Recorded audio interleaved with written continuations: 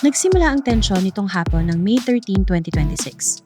Sa isang emosyonal na FB Live, ibinunyag ni Senator Bato de la Rosa ang balitang aarestuhin siya ng NBI at CIDG.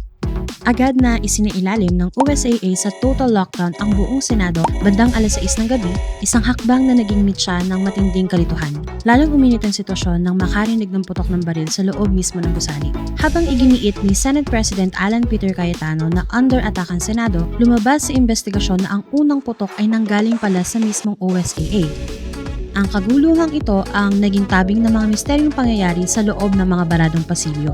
Sa kabila ng lockdown at armadong bantay sa bawat pinto, nadiskubre nitong umaga na May 14 na wala na sa Senado si De La Rosa. Ayon sa mga ulat, bandang alas 2 ng madaling araw nang palihim siyang lumabas kasama si Senator Robin Padilla. Ilang oras matapos ang gunfire scare na niyanig ang batasang pambansa.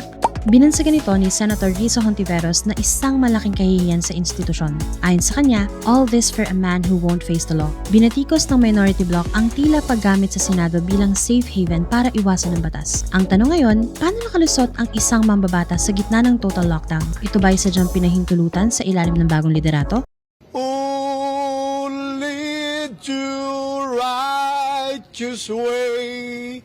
Ang bawat harang, putok ng baril at segundong ginugol sa pag-iwas ay mga sandaling ninakaw mula sa tunay na katarungan.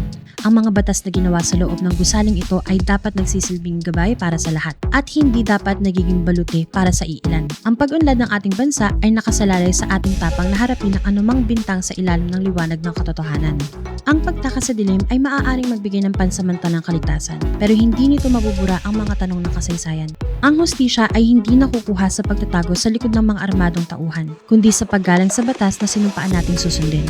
Ang bawat Pilipino ay karapat-dapat sa isang gobyernong ang katapatan ay nasa katarungan at hindi sa pansariling proteksyon. Dahil sa huli, ang katotohanang pilit itinatago ay laging makakahanap ng paraan para lumitaw.